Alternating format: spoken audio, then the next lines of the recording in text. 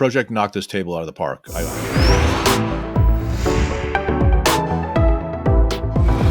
Good afternoon, Brian. So today we're going to talk about the Pro-Ject Debut PRO Turntable. Now, the debut line for Pro-Ject has been one of its best-selling product lineups for the last, at this point, I want to say almost, maybe even a decade. The Debut Pro is an interesting product because Pro-Ject is better known, obviously, for its more affordable turntables. You know, its Essential line and the more affordable debut turntables. They all fall below $500. And Pro-Ject, in fact, actually just re-released its Essential line, the E1, this week. And there's an article on the website that you can read to find out about their new tables for this quarter. But the Debut Pro is really, I guess, for them, it's more like a Rega Planar 3 competitor, and the thing that's interesting is because this table came out, over half a year ago, and when it was released, it was $899. And now, as we sit here in May of 2022, the table has now climbed to $1,000. And Pro-Ject's not obviously, unique in this. Rega has raised all of their prices on all of their products, in some cases more than 20%. So, what was a $995 turntable, I believe the Planar 3 now with an included cartridge is closer to $1,100. So, so Pro-Ject still has a $100 sort of advantage in that regard. But, the competition at $1,000 is really quite fierce because, Rega has owned that price point for so long. VPI has a couple of their entry-level tables, at that price point, but I think 95% of the people looking at a $1,000 turntable are looking at a Rega, they're looking at a Pro-Ject, they're looking at maybe even, I know that Thorns now has something closer to $1,000, and really there isn't that much. Like the $500 and less, there's like 100 models for people to choose from Andover, from Fluence, from U-Turn, from Pro-Ject, from Rega has 2 or 3 below 500. But $1,000 for people is a big step up.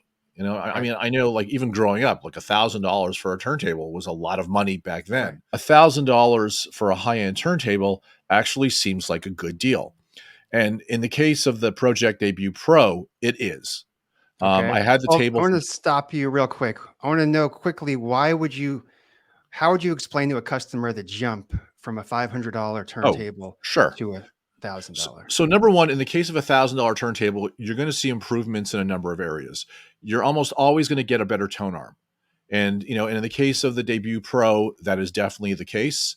In the case of the Rega, getting a planar, getting an RB, 330, which is one of the best-selling audio components in history, you're getting a better tone arm. So always having a better tone arm on a table, is a really worthy, upgrade. The other thing, so the platter on the Debut Pro is a damped aluminum platter, and it's actually quite heavy and it's well damped. When you tap on it with your fingers, when the table is actually sitting on the plinth, there's very little resonance. And, when you're playing back a record, you notice that, because there is a big difference between a very cheap MDF platter or a very cheap, thin glass platter and something that is a very heavy machined aluminum platter. The differences are quite noticeable.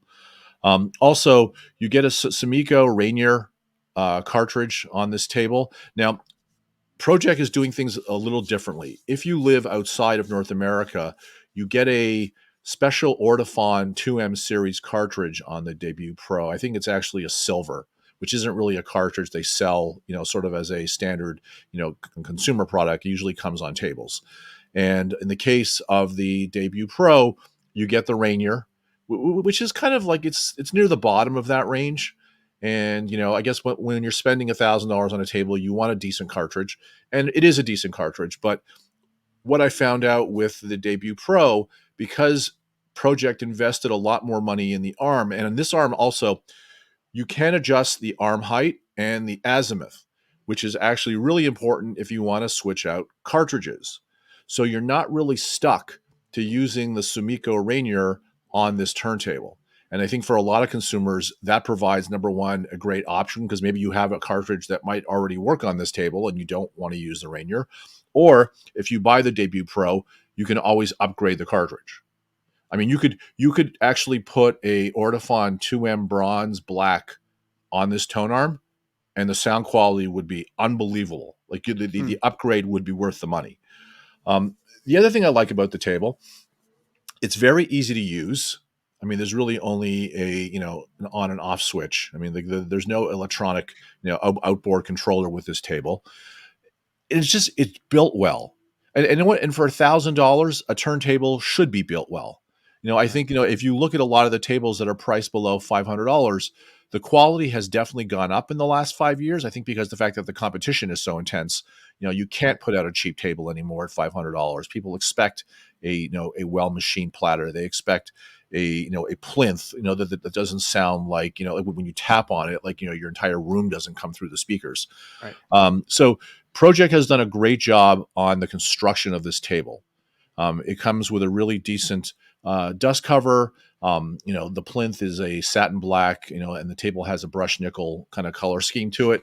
I feel like it's a slightly smaller or shorter tone arm that comes on the other Pro-Ject tables. I think that they've invested more in the actual tone arm tube and made it actually because I know it's a carbon fiber wrapped tone arm tube, and the arm tube is definitely more rigid than you would usually find on an inexpensive table. I think it's 8.6 inches, and it's a one piece. It's got a very good. Also, it's a fixed head shell. And I think the fact that it's a fixed head shell on this particular table, you have the structural rigidity of that head shell. So like you're not going to pick up noise through the table that's going to go into the tone arm, and then obviously have an impact on the sound of the cartridge. That on a lot of cheap tables is why you start to hear the difference between the 100, the 400, the 500, and the $1,000 tables. Okay, when you say hear the difference, how would you explain hear the So difference? okay, so on a cheap table that isn't well isolated, that doesn't have good isolation feet, that doesn't have a tone arm that's basically well isolated from the rest of the plinth, music causes vibration in your room, and a turntable is more susceptible to that vibration than a lot of other components. And a phono cartridge, because it's outputting such a low signal, and because it's so sensitive to even the most minute changes in the height, in the alignment, in the azimuth, there's a reason why people build or put turntables on turntable shelves on the wall. They're trying to completely isolate it from the vibration in the room. And I think Pro-Ject did a really good job on the way this table was designed. It's very simple to set up. They actually give you every tool you can imagine to make this table work. They even give you a actually really high quality interconnect, a properly grounded interconnect to go from your turntable to your phono stage. It has every alignment tool under the sun. And it didn't take me more than half an hour to get this table up and running. And so one of the things that I'd also say that, why would you spend $1,000 on a turntable over a $500 one? Well, for starters, with the Pro-Ject, music just has more sort of weight behind it. It's one of the things I noticed about this turntable right away, even with the Rainier. And I did switch out to some other cartridges. I have a number of the Audiophile 2M series, like the blue and the bronze.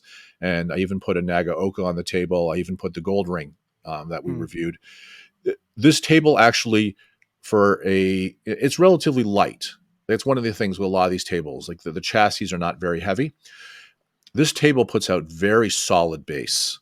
And it didn't matter which speaker I ran it through, whether through my Maggies, which don't have a lot of bass to begin with, or through my ecoustics. Trying to think what else I used. I had a pair of Wharfdales here. I guess my Wharfdales, some PSBs. This table does a good job with bass. So if you're looking for a table that'll do well with electronic music, metal, techno, rock, this table could do the bass thing well. It's a very quick sounding table.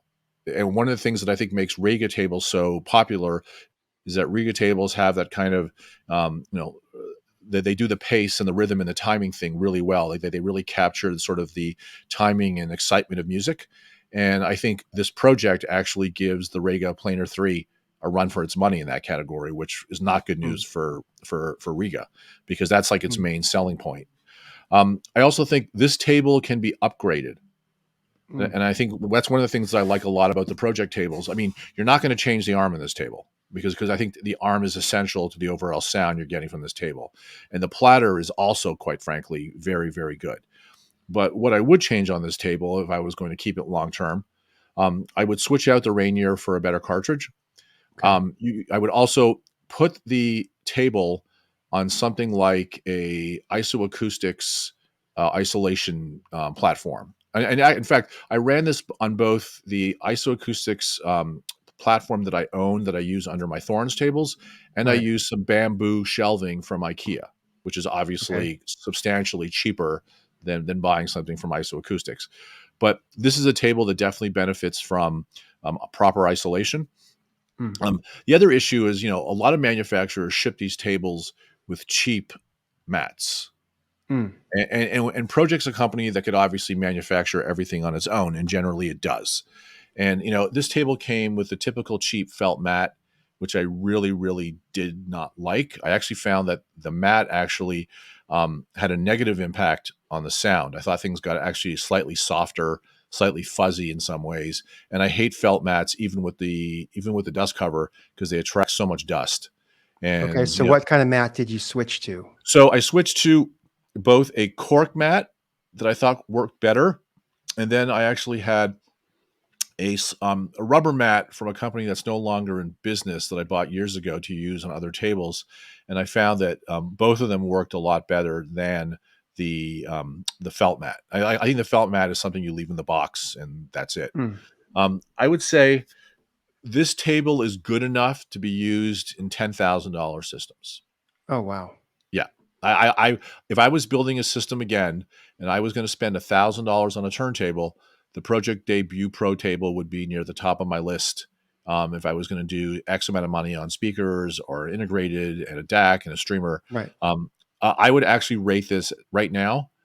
I would say this is probably the best sub $1,000 table on the market. Wow. And there's a lot of competition between Right. 0 and 1,000. I like the Riga Planar 3. It is a really Right. good turntable, and I would recommend it for a lot of people. But I have Right. to say, the ability to upgrade this table in small ways, but in the areas where I really heard a difference in the sound, Right. um, Pro-Ject did a great job with this. I mean, it sucks that the table has gone up $100. I Mm. mean, at $899, this table is a no-brainer for Mm. anybody thinking of spending that kind of money. Um, Okay. And you mentioned cartridge upgrade. How much should people budget for the cartridge upgrade, or which ones would you recommend? So the Rainier is a relatively, I don't think it's even $160 or $70. I mean, it's not an expensive cartridge. So I would say the Nagaoka MP110. I would say the Ortofon 2M Blue, 2M Bronze. So you're talking 250 and 475 on those for those two. You could definitely even try. I don't know how a grade. I didn't try. I have Grados, but I didn't try a Grado on this. You could actually even try, believe it or not, a Denon DL103 on this. Like my Denon DL A1, the AL110 won't work on this table Mm. because it has that custom head shell. I mean, Right. I could take the Denon cartridge out of the head shell, but then it's a pain in the butt to get it back in. Right. But yeah, you could put a Denon DL103 on this table. I think it would work. And so this, I mean, I wouldn't go crazy. I wouldn't stick $1,000 cartridge on $1,000 table. But I mean, if you could spend up to $500 on a cartridge. I mean, Sumiko has other cartridges. Right. I'm not sure how much the Olympia or the Moonstone retail for, but they would Right. definitely be an upgrade over the Rainier. And then I think by spending $1,000 on a table, you suddenly have more money you could spend on a phono stage. Right. So to me, this table actually offers a lot of value, Right. and the fact that it's built so well, the fact that Pro-Ject, I mean, also for $1,000, I would expect a very high level of machining quality and finish quality. And the thing that stuck out about this table when I set it up was, yeah, this is what I expect for $1,000. I mean, Okay. there's a notice like I own the NAD C558. I think that's the right model. I can't remember anymore. But that table is also manufactured by Pro-Ject. Interesting. they're very comparable in the way that they're built. But the differences is the fact that the NAD uses a glass platter, and the tone arm, which Pro-Ject clearly made for NAD, is a two-piece, and it's not as versatile. And I could feel, because I have both tables actually on the same sort of stand, and I could feel when I was operating the tone arms using the same cartridges that the Pro-Ject arm feels much more robust, and the parts quality is higher too. It's pretty noticeable. And also the feet on the NAD are very, very high quality isolation feet, and it looks like Pro-Ject has actually done the same. I think Pro-Ject went to an outside source and had them build custom feet for this table. And I don't want to say that one is that much better than the other, but I would say that the NAD for 800 and something is an excellent table. And I would say that the Pro-Ject with the heavy machined aluminum platter with the better tone arm is probably a better table for most people. Okay. Yeah. In terms of matching a Phono preamp, would you recommend the ones from Pro-Ject offers, or would you recommend the ones that we've added to our best preamp list? I own a Pro-Ject Phono stage. You know, I own the older 2-box DS2, and that's a fantastic Phono stage. But I would say that there's no shortage. There's the new Shit Audio Mani 2. There's the Sim Audio V110. What is it? The V2. That's a fantastic Phono stage. This is actually a table with a good cartridge that could work really well with even much more expensive Phono stages. I would, if I was going to do it, I would buy this table. I would put on something like a 2M bronze from Audiophile, and I would run this through even something as expensive as an Ear, a Croft, or even a better Sim, like a Moon by Sim Audio Phono stage. That would be a killer vinyl. That would be end game for a lot of people, and it would run them under $2,000. You know, and when you have people who are willing to spend, $2,000 on just a moving coil cartridge, $2,000 for a really good table with a good arm, with a good cartridge, and a really good Phono stage seems like a better, more prudent purchase for most people. Yeah. Pro-Ject knocked this table out of the park. I would say it's definitely, if we don't do awards on the website, but if I was going to say what are 2 or 3 of the best new turntables of 2022, a table that really, both from a value perspective and a sound perspective, this table gets in that top 3 without question.